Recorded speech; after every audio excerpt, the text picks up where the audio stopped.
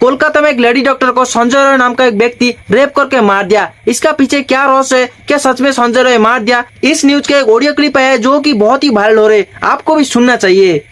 সোমা বলছি, সোমা মুখার্জি।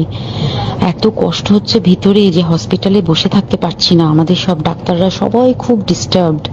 আজকে তো ওপিডি বন্ধ রাখা হয়েছে। তোরা জানিস সমস্ত ঘটনা শুনলাম যা মানে সত্যিকারের ঘটনা, যেটা আরজিকরের ভিতরের যে ডাক্তার তারা তাদের বন্ধু বান্ধব মারফত এটা ছড়িয়ে মানে এসছে আমাদের কাছে।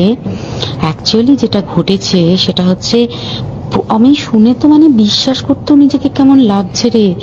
প্রত্যেকটা আমাদের ওয়েস্ট বেঙ্গলের প্রত্যেকটা মেডিকেল কলেজে, বিশেষ করে কলকাতার সরকারি মেডিকেল কলেজগুলোর প্রিন্সিপালরা, ডিপার্টমেন্টাল হেডরা, প্রিন্সিপালরা বিশেষ করে, তারা পাশ করানোর জন্য স্টুডেন্টদের কাছে রীতিমতো টাকা নেয়।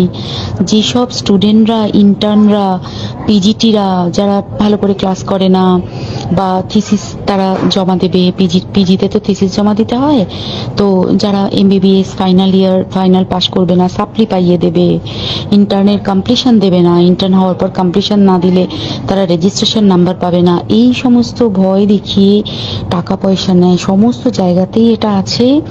এর মধ্যে সব থেকে নিকৃষ্টের থেকেও নিকৃষ্টতম হচ্ছে সন্দীপ ঘোষ, প্রিন্সিপাল, যে তোর আমাদের কি বলে আরজিকর মেডিকেল কলেজে। সেখানে ভাব যে ওনার একটা বিশাল নেক্সাস ছিল, যাতে উনি বেশ কিছু ইন্টার্ন, হাউস স্টাফ এদেরকে দিয়ে ওই নেক্সাসটা চালাতেন। তারা ওখানে একটা সেক্স র্যাকেট চালাতো, তারা একটা ড্রাগ র্যাকেট চালাতো। ড্রাগ র্যাকেট মানে ওই যে ওটাতে বলেছে না, ড্রাগ মানে শুধু ওই হেরোইন আর ব্রাউন সুগারের ড্রাগ খাওয়া বা মদ খাওয়া নয়। ড্রাগ মানে হচ্ছে যে কম দামি, কম টাকায় যে ওষুধ পাওয়া যায়, যে ওষুধ না জল ভগবান জানে, সেই ওষুধের মানে কোটি কোটি টাকায় যে টেন্ডার বেরোতো, সেই ওষুধ নিয়ে ওষুধ কোম্পানিগুলোর কাছ থেকে কোটি কোটি টাকা, সেই সমস্ত টাকার একটা বড় অংশ যেত পার্টি ফান্ডে। বুঝতেই পারছিস তাহলে। সেই জন্য পার্টির একদমই কাছের উনি, পার্টির মানে একদম খোদ মানে ওপর লেভেলের একদম আসল জায়গাকার কাছে। তো এবার উনি এই যে নেক্সাসটা চালাতেন, তাতে রীতিমতো কোন ইন্টার্নকে উনি পাশ করাবেন, কোন পিজিটিকে উনি থিসিস কমপ্লিট করাবেন, সেগুলো সব ভয় দেখিয়ে টাকা নিতেন। আর তার হয়ে কাজ করতো ওই ইন্টার্ন হাউস স্টাফের একটা পুরো বড় নেক্সাস। এবার এই মেয়েটির যে পিজিটি, মেয়েটি অত্যন্ত ভালো, সে তার থিসিসটা কমপ্লিট করাবে না বলে হুমকি দিচ্ছিল। সে এটা জানতে পেরে গিয়ে বলেছিল যে আমি এরকম কোনোভাবেই মেনে নেব না, আমি এর বিরুদ্ধে আমি যাব এবং আমি এর বিরুদ্ধে সব ফাঁস করে দেবো। তখন তাকে রীতিমতো ধমক দেওয়া হচ্ছিল। এটা চলছিল লাস্ট 6 মান্থস ধরে, 6 মাস ধরে তাকে হুমকি দেওয়া, তার প্রতি মানে বেশি বেশি প্রথমের দিকে কি করছিল, অত্যাচার করছিল। মানে কিরকম, বেশি বেশি করে নাইট ডিউটি দিচ্ছে, অ্যাটেস্টেজ 36 আওয়ার্স ডিউটি, বেশি বেশি করে নাইট, বেশি বেশি করে খাটানো, এবং এগুলো সব জানে ডিপার্টমেন্টাল হেড, চেস্টের যে ডিপার্টমেন্টাল হেড সেও জানে, সিনিয়র পিজিটিরা সবাই জানে। প্রিন্সিপালের নির্দেশেই হচ্ছে এবং ওনার নেক্সাসের ছেলে মেয়েরাই কাজ করছে। তারা 6 মাস ধরে এটা করেছে। করার পরও যখন ওকে আটকাতে পারেনি, তখন কি করেছে, ওই দিনকে ওরা ঠিক করেছে, যে দিনটাতে এই ঘটনাটা ঘটেছে সেদিন কতখানি প্ল্যান্ড এবং গট আপ গেম দেয়। সেই দিন ওই ঘরে, ওই সেমিনার রুমে প্রত্যেক দিনই 4 তলার আরো অনেকেই যারা সিনিয়র পিজিটি বা জুনিয়র পিজিটি তারা কিন্তু বিশ্রাম নিতে যেত, অনেকেই ওই ঘরে যেত। সেই দিনকে ও একা, ওকে বলেছে তুমি ঘুমিয়ে পড়ো, ওকে একা রেখে এসেছে। বাকিরা কাউকে যেতে দেয়নি, বলেছে ওই ঘরে আজকে ঘটনা ঘটছে, মানে কাজ হচ্ছে, ওই ঘরে কেউ যাবে না। ওই ঘরে সেই দিনকে ওর সাথে যখন খাওয়া দাওয়া করেছে বাকি 4 জন, সেই 4 জনের মধ্যে একটি মেয়ে পর্যন্ত ছিল। সে কিরকম মেয়ে চিন্তা কর, এরা ডাক্তার না জানোয়ার জানি না, আমি জানোয়ার বললেও জানোয়ারদের অপমান করা হয়, কারণ জানোয়ার সমাজে এরকম কাজ হয় না। তো ডাক্তার না কি আমি বলতে পারবো না। সেই ইন্টার্ন মেয়েটি আরেকটি ইন্টার্নের গার্লফ্রেন্ড, তো তার সাথে ওই পিজিটি মেয়েটি প্রচুর ঝগড়া হয়েছে। ঝগড়া হওয়ার পরে তারা তো হুমকি ধমকি দিয়ে চলে গেছে, দিয়ে তারপর বলেছে তুমি ঘুমো। এবার ও তো আর জানে না, ভালো মনে শুতে এসেছে। তারপরে তারা গিয়ে মদটদ খেয়েছে, 7-8 জন মিলে চড়াও হয়েছে।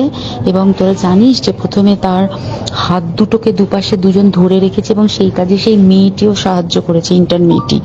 দুজন ওকে পা দুটোকে টেনে জরাসন্ধের মতো ছিঁড়ে ফেলেছে, মানে ছেঁড়ার মতো করে টেনেছে, যাতে পেলভিক বোন ভেঙেছে, গলার বোন ভেঙেছে। মানে কি বিপর্যস্ত, মানে বিধ্বস্ত, কি নৃশংস অত্যাচার করেছে। ওকে উল্টো দিক করে শুইয়েছে, পিঠের ওপর দিয়ে বুট পরে হেঁটে গেছে, মাথাটাকে এমন থেতলেছে যে মানে স্কাল ফাল রাপচার হয়েছে। এই সমস্ত করার পরে শ্বাসরোধ করে তাকে মেরেছে। মেরে তারপরে আরো যেটা আরো ভয়ঙ্কর, যে একটা মৃত মানুষকে মিনিমাম ডিগনিটি দিতে জানে না। তারা নিচে এসে দেখেছে ওই সঞ্জয় তখন বসে মদ খাচ্ছিল অন্য আরো গ্রুপ ডি স্টাফদের সাথে। সঞ্জয় ছেলেটা আছে, তার কাটা সঞ্জয় বলতো ওরা, ওকে বলে ফল গাই। মানে ওর একটু ওইসব আলুর দোষ আছে, ও যত্রতত্র যখন তখন প্রস্টিটিউট এলাকায় যায়। এবার দেখেছে যে একে দিয়ে যদি একটা রেপ করিয়ে দিতে পারি তাহলে ঘটনার মোড়টা অন্যদিকে ঘুরে যাবে। এইবার ওকে বলেছে যা, সেমিনার রুমে তোর জন্য রেখে এসছি, যা তুই এবার গিয়ে কাজ করে দিয়ে আয়। ও এসে ওই ডেড বডিকে রেপ করেছে যাতে তার ভ্যাজাইনাতে সিমেন্ট পাওয়া যায়। তো এবার এই হচ্ছে, প্লিজ আমি নাম করে ফেললাম সবকিছুই, কতজন আমি যে নামগুলো পাঠিয়েছি এই সব ডাক্তাররা, এরা সব জড়িত জানিস। কিন্তু কেউ কোনো প্রমাণ নেই, প্রমাণ লোপাটের জন্য সেদিনকে ওই ইন্টার্ন এবং ডাক্তাররা যে ওইখানের যে বাথরুমটাতে হাত পা ধুয়েছে, রক্ত ধুয়েছে, সেইটাকে তাড়াতাড়ি প্রমাণ লোপাটের জন্য ওই দেওয়ালকে ভেঙে দিয়ে তার মানে ওই বাথরুমের জায়গাটাকেই ভাঙতে হচ্ছে ওদের। ওখানে নাকি ওরা রুম বানাবে, কালকে দেখেছিস তোরা খবরে। আর বেশি বলতে পারছি না, মানে তোরা তো সবাই প্রোটেস্ট করিস, আমরা তো আমাদের দিক থেকে করছি, কিন্তু কিছুই হবে না। এই পোড়া দেশে কিছুই হবার নেই, শুধু ভেতরে ভেতরে গুমড়ে গুমড়ে কষ্ট পাওয়া। আর আগামী প্রজন্মের যে ডাক্তাররা বেরোবে, তারা যে ইন্টার্ন বা পিজিটি বা যাদের কাছে আমরা যাব ভবিষ্যতে, তারা কি ডাক্তার না কি আমি জানি না, কি নিয়ে তাদের কাছে আমরা যাব আর কি করে বা আমাদের পরের প্রজন্মকে আমরা সুরক্ষিত রাখবো।